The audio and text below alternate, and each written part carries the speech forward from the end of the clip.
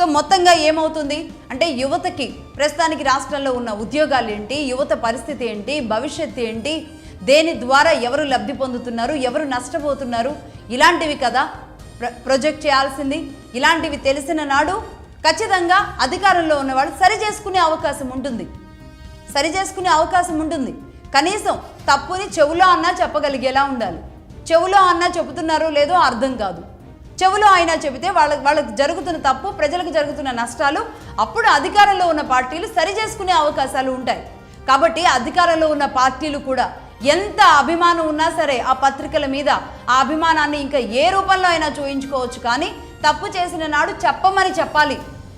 పత్రికా అధినేతలకు లేదంటే మీడియా సంస్థ అధినేతలకు చెప్పాల్సింది మేము తప్పు చేసిన నాడు మాకు తెలిసేలాగా చేయండి అని చెప్పగలిగిన నాడు నిజంగా ఎంత అద్భుతంగా ఉంటుందో ఆలోచించండి.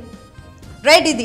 సో మొత్తంగా భారతీయ సంస్కృతిని, మంచి చెడుల్ని, అలాగే భక్తి భావాల్ని, దేశం పట్ల ప్రేమని, ఇలాంటి వార్తల్ని మనం మర్చిపోయాం. ఒకప్పుడు ఒక తరం వరకు ఇది నడిచింది. ఇప్పుడు చూడడానికి ఇంట్రెస్టింగ్గా లేరు అని చెప్పేసి వదిలేస్తున్నారు.